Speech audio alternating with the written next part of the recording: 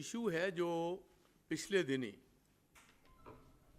Rahul ji American trip पर थे और जो उनकी टिप्पणी थी,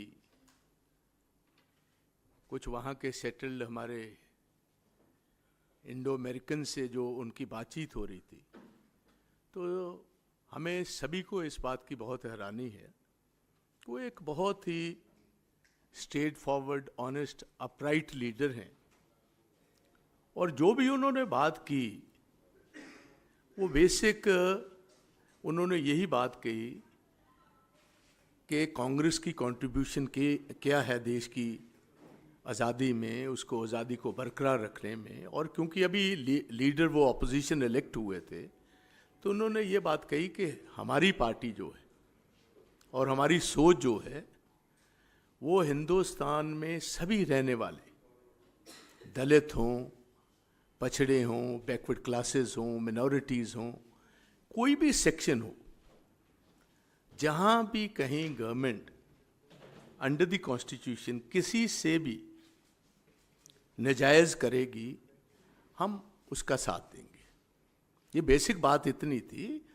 और ये बिल्कुल ये जो बात इन्होंने कही और सामने लेकर आए, वो तो एक सिख भाई बैठा हुआ तो उसका नाम पूछा और उन्होंने कहा कि हालात ऐसे बन रहे हैं देश में जहाँ हर आदमी को लिंग्विस्टिक बेसिस पर, स्टेट्स को, मिनॉरिटीज़ को ज़ात पात पर टारगेट करने की कोशिश की जा रही है। और मैं ये विश्वास दिलाना चाहता हूँ कि हमारा जो इंडिया ब्लॉक है और विशेष तौर उनका जो रोल है, वो हम सभी उन सभी को सपोर्ट करेंगे। और मैं ये बात यहाँ ये पूछना चाहूँगा अपने बीजेपी के भाइयों से कि आपने ये हर बात कोई चीज़ आउट ऑफ प्रोपोर्शन छेड़ने की आप कोशिश करते हो। सबसे पहले तो जो राहुल जी ने बात कही, हम उसका स्ट्रांगली समर्थन करते हैं। सारे पंजाब में भारी पैमाने पर उनको इस बात की सपोर्ट मिली, क्योंकि जो भी उन्होंने कहा काफ़ी हद तक उसमें असलियत थी। क्योंकि आप सबसे पहले देखिए कि फार्मर्स जो हैं वो एक धर्म से विश्वास, एक धर्म के नहीं हैं।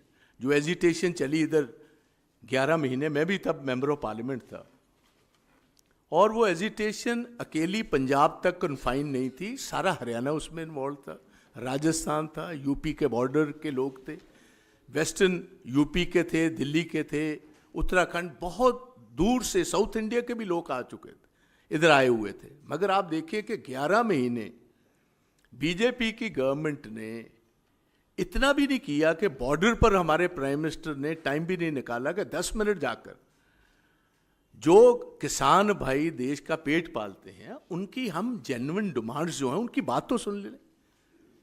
और मुझे पता है हम मेंबर ऑफ पार्लियामेंट थे, महीना, 1.5 महीना, 2 महीने ना लोकसभा चल पाई ना राज्यसभा चल पाई, क्योंकि इन बिल्स पर ये बात करने को भी तैयार नहीं।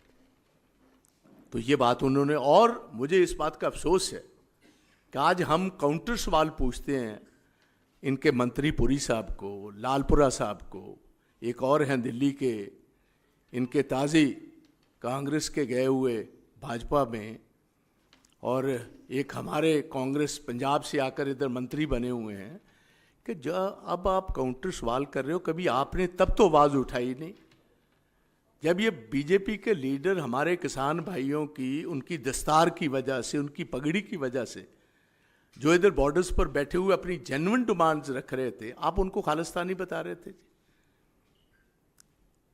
और मैंने बोलते हुए तब भी कहा था प्राइम मिनिस्टर साहब से, प्राइम मिनिस्टर साहब, जिस हिसाब का व्यवहार आपकी सरकार और आप कर रहे हैं, हमें तो कई दफ़े ऐसे लगता है कि ये सेकेंड वर्ल्ड वॉर से पहले जो एडोल्फ हिटलर ने जर्मनी में किया था, ऐसे हालात आपने पैदा कर दिए।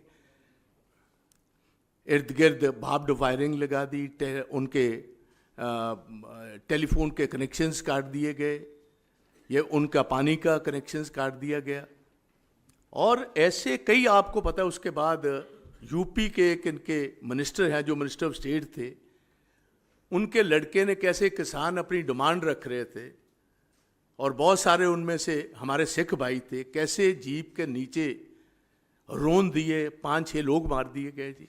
और कितना लंबा अरसा हर पार्टी ने डिमांड रखी देश भर में कि आप मिनिस्टर से इस्तीफा दिलवाए, आपने कोई जवाब तक नहीं दिया। लास्ट मोमेंट तक उसको कंटिन्यू रखा आपके सामने जी।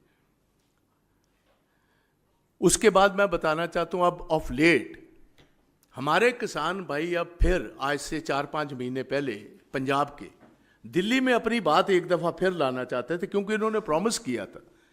जब ये कानून इन्होंने वापस लिए थे तो इन्होंने चंद बातों का प्रॉमिस किया था। एक तो था कि हम एमएसपी देंगे, इसको लीगल गारंटी देंगे, और जिन लोगों ने दिल्ली में 8-9 महीने एजिटेशन की है उन पर जो नेशनल हाईवेज पर और इंडियन रेलवेज पर जो केसेस बने हम वापस लेंगे। कुछ और बातें भी थी। हरियाणा की गवर्नमेंट जो बीजेपी की खट्टर साहब की गवर्नमेंट, उन्होंने 5-5, 4-4 इंच के कील लगवा दिए वहां जी। आप मुझे बताओ कैसी ये डेमोक्रेसी है? ये आज़ादाना देश है। इसमें आप अपने किसानों को एक सेब पैसे चाहते थे। हमारे किसान और कुछ नहीं थे कर रहे, वो बस इतना चाहते थे कि हम आकर इधर जैसे पहले आए हैं, हम दिल्ली में आकर जंतर मंतर पर बैठेंगे, अपनी आवाज़ रखेंगे। वहाँ मुझे बहुत अफसोस से कहना पड़ता है, हरियाणा की पुलिस ने लाठीचार्ज भी किया, गोली भी बरसाई। एक नौजवान शुभकरण सिंह 21 साल का नौजवान फायर वेपन से वो मारा गया जी। 200 से ज़्यादा किसान पटड़ हुए। और मैंने खुद as leader of the opposition एक बिल डाली हाई कोर्ट में, ऑनरेबल हाई कोर्ट ने उस पर फैसला करके जुडिशियल कमीशन बैठाया जी। तो ये जो वो बातें किसानों की रख रहे हैं, या सारे देश में कभी मणिपुर की बात कर रहे हैं, या आपके सामने ही है जम्मू कश्मीर की होंद को ख़त्म कर दिया जी। एक स्टेट थी, स्टेट को यूनियन टेरिटरी में बदल दिया। बात तो वो इतनी ही कर रहे हैं कि जहाँ डेमोक्रेसी खतरे में है, या कोई एथनिक ग्रुप्स बैठे हुए हैं, या दलित भाईचारा है, या ट्राइबल्स हैं, या मिनॉरिटीज़ हैं, उनके जहाँ भी इंटरेस्ट को प्रोटेक्ट नहीं किया जाएगा वो कांग्रेस करेगी और इंडिया ब्लॉक करेगा। मैं इधर चन्नी जी हमारे भाई इधर बैठे हुए हैं, मैं आज क्योंकि ये मौका मिला है मैं बात ये करना चाहता हूँ। राहुल जी ने तो बस आइडेंटिटी की अभी बात ही की थी। पंजाब आप देखिए सबसे बड़ा कंट्रीब्यूटर है देश की आज़ादी में। उसके बाद देश का पेट पालने में जय जवान और जय किसान का नारा पंजाब लाल बहादुर शास्त्री जी का जो था, वो सबसे ज़्यादा अगर उसका असर था पंजाब में था। अब देखिए हमारी स्टेट का पिछले 2.5-3 साल से लगातार इकोनॉमिक ब्लॉकेड है। हमारा 7,000 करोड़ रुपया सूबे का जो है वो रूरल डेवलपमेंट का फंड रोक रखा है। हजारों करोड़ रुपए के हेल्थ के जो हमारे पैसे हैं वो रोक रखे हैं। हजारों करोड़ रुपए के हमारे एजुकेशन के पैसे रोक रखे हैं। और जो पंजाब का ट्रेडिशनल ट्रेड रूट था, सिल्क रूट जिसको कहते हैं, आप जितनी भी बाहर से इन्वेडर्स आए हैं they always came via this land route. और आज पंजाब देखिए सारे जो जहां भी प्रफुल्लित सूबे हो रहे हैं उनके अपने पोर्ट्स हैं। पंजाब में कोई पोर्ट नहीं है, हमारे पास एक ड्राई पोर्ट ही है, वो अमृतसर है, गुरुओं की नगरी है। आपने 10 साल से उसको भी बंद करके रखा हुआ है। पंजाब को इकोनॉमिकली परेशान किया जा रहा है जी। तो ये सारी बातें जो हैं ये मैं सामने रखना चाहता हूँ। आप जो राहुल जी ने बात उठाई चन्नी जी, वो देश के सामने मैं ये भी बात रखना चाहता हूँ। आज से 15-20 दिन पहले 4 किसान लीडर तमिलनाडु में दिल्ली से फ्लाइट लेने के लिए टिकट्स हो चुकी थी, बोर्ड किया प्लेन। हमारे रिलीजियस सिंबल्स हैं, जैसे दस्तार है, हम पगड़ी जिसको कहते हैं, हमारा कड़ा है, ऐसे ही शॉर्ट करपान हम ऊपर से डालते हैं। उन आदमियों को प्लेन में अभी तक कभी ये नहीं हुआ कि हिंदुस्तान में किसी ने फ्लाइट पर रिलीजियस हमारे सिंबल्स की वजह से उनको फ्लाइट से उतार दिया गया जी।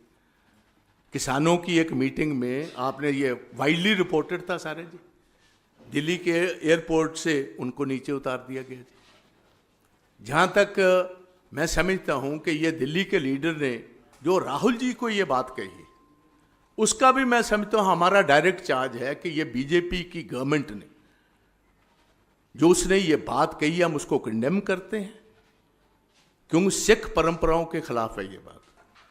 हमारे गुरुओं ने हमेशा सर्वध के भले की बात की, मानस की जात सब एक ही पहचान वो। आप एक नौजवान लीडर को, जो leader of the elected leader of the opposition है, विद कैबिनेट रैंक है, जितनी इनकी पार्टी के पास है उनसे चंद मेंबर कम है इंडिया ब्लॉक में, आप उनको मारने की धमकी दे रहे हो, फिजिकली एलिमिनेट करने की धमकी दे रहे हो। और मैं समझता हूं कि ये उसकी जुबान से, ये बीजेपी वालों ने ये इनडायरेक्ट थ्रेट जो है वो दिल्ली के लीडर से इनका धुलवाया हुआ, ये हम कंडेम करते हैं। और ये भी बता देना चाहते हैं कि कांग्रेस और कांग्रेस की लीडरशिप और विशेष तौर राहुल गांधी जी इन बातों से डरने वाले नहीं हैं। उनकी जो ड्यूटी है, जो कॉन्स्टिट्यूशन के नीचे हर वर्ग के लिए लड़ाई लड़नी है, मजबूती से वो लड़ेंगे। और सारा हमारा पंजाबी जगत जितना है, और विशेष तौर स्टेट ऑफ पंजाब है, वो फर्मली राहुल जी के ये जो प्रिंसिपल्स हैं, उनकी जो सोच है उसके साथ है। तो इसलिए मैं यही बात आज कहने आया। और उसके साथ मैं और भी कहना चाहता हूँ, ये अकेले 4 आदमी नहीं है। इनकी member of parliament Kangana Ranaut आप देखिए, जैसी वो बातें करती है, हमारी माताओं, हमारे बहनों पर ये चार्ज लगा दिया किसान की मूवमेंटों में कि ये पैसे लेकर मूवमेंट में हिस्सा ले रही। इससे ज्यादा शर्मनाक बात क्या होनी चाहिए। आज भी सब, जब भी वो कोई बात करती हैं, हमेशा कम्युनिटीज में डिफरेंसेस डालने की बात करती। और बीजेपी वालों ने एक वार्निंग दी, वार्निंग इस ढंग की थी क्योंकि उनको पता था इलेक्शंस होने वाली हैं और इसका कहीं असर होगा। अपने आप को डिस्टेंस वे किया है, but they have taken no firm action against Kangana Ranaut. या तो पार्टी से निकालते, हम भी समझते आप उसकी विचारधारा से सहमत नहीं हो। आप ये दिल्ली का लीडर जो है, आज के दिन तक क्या आपने कोई एक्शन उसके साथ उसके खिलाफ लिया है? मुझे अफसोस है इन लोगों पर। और एक नया पंजाब का मिनिस्टर बना है जी, अभी वो तब्दील होकर गया है। मुझे तो हैरानी होती है। पीछे पीछे मैं भी मेंबर ऑफ पार्लियामेंट, पहले लोकसभा में था फिर राज्यसभा में था। सबसे ज्यादा अगर किसी को इज्जत मान राहुल जी देते थे तो उस नौजवान को देते थे जी। और आपने क्योंकि एक छोटी सी मिनिस्ट्री लेने के लिए आपने इतना बड़ा कदम उठा लिया, एक सारा परिवार जो एक नामी परिवार है उसको बदनाम करने की कोशिश की। तो इस बात पर मैं अपनी तरफ से, अपने मेरे बाद चन्नी जी अपनी बात भी रखेंगे। So we stand firmly with what Rahul ji has said. और मैं इनको, बीजेपी वालों को इतनी बात कहूँगा, देश को एक रखने की कोशिश कीजिए। आप ऐसा आउट ऑफ कंटेक्स्ट बात निकाल कर और ऐसा काम ना कीजिए जिससे हमारी बदनामी। तो मैं इतना ही कहना चाहता हूँ। अब चन्नी जी अपनी बात रखेंगे। Thank you.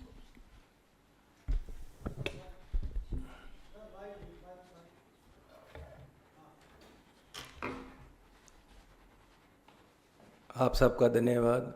सरदार प्रताप सिंह बाजवा जी ने लगभग सारी बात रख दी है, फिर भी इन्होंने मुझे कहा है तो मैं इसमें कहना चाहता हूं कि राहुल जी ने कहा क्या है। राहुल जी ने बोला है, एक सिख नौजवान को संबोधन करते हुए उन्होंने कहा, fight is about whether he है as a Sikh is going to be allowed to bear his turban in India, और he as a Sikh is going to be allowed to wear kara in India, or he as a Sikh is going to be allowed to go to Gurdwara in India. And thus that's what the fight is about, and not just for him, for all religions. उन्होंने चिंता जाहिर की है कि जिस तरीके से देश में दलित, SC, ST, OBC और मिनॉरिटीज़ को ट्रीट किया जा रहा है और जिस तरीके से इनके खिलाफ एक जहाज छेड़ा हुआ है बीजेपी ने हर तरीके से, आने वाले समय में ऐसा होगा या हो सकता है कि सिखों को टर्बन पहनने की भी अनुमति ना हो। क्या वो होगी या नहीं होगी, ये चिंता जाहिर की है और एक वैलिड चिंता है। उन्होंने सिक्खी की बात की है, सिखों के हक में बात की है, हम उनकी सराहना करते हैं। और जिस तरीके से उन्होंने सिख धर्म के प्रति अपनी श्रद्धा दिखाई और श्री हरमंदिर साहिब में जाकर सेवा भी की है, अक्सर जाते हैं, उससे सिख उनसे प्रभावित हैं।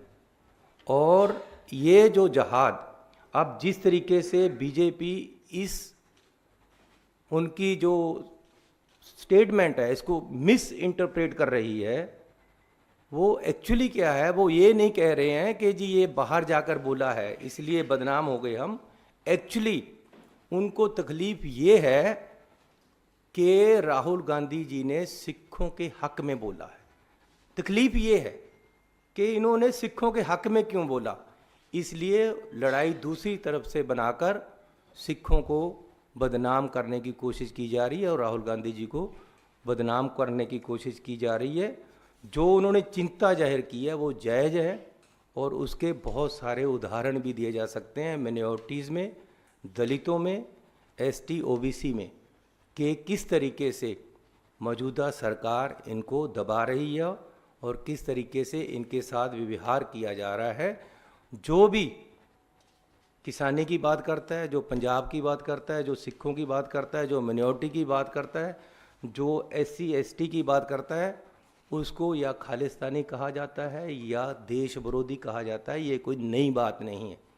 अगर राहुल जी ने कहा है तो पूरा पंजाबी लोग और हम सिख लोग उनके साथ हैं और हम उनकी सराहना करते हैं। He framed these issues as part of broader struggle for religious freedom in India. So Rahul ji ने जो बोला है हम उसके साथ हैं और बीजेपी सिखों की भावनाओं के साथ खेलना बंद करे।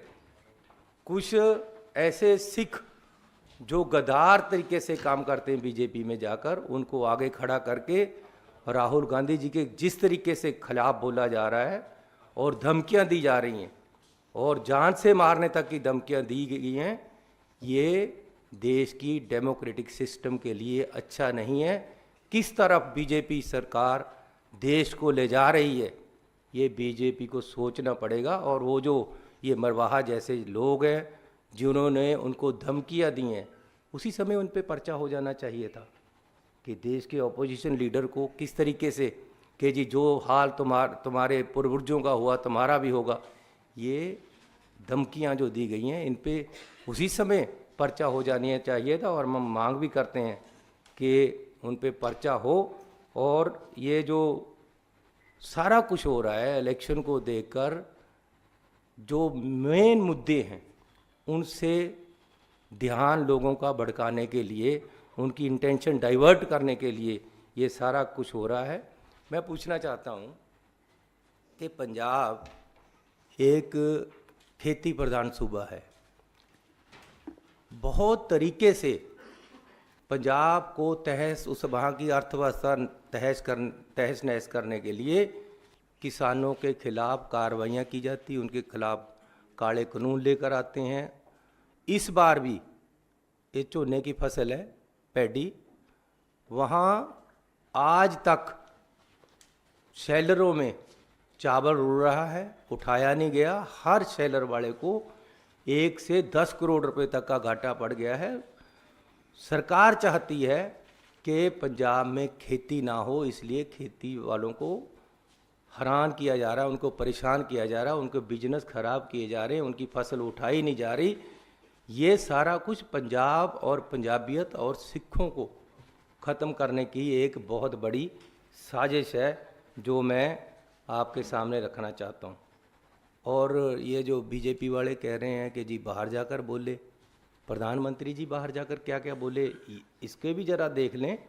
चाइना में ये कहा था, अरे भगवान बचाए भाई, पता नहीं पिछले जन्म में क्या पाप किए थे कि इंडिया में पैदा हो गए।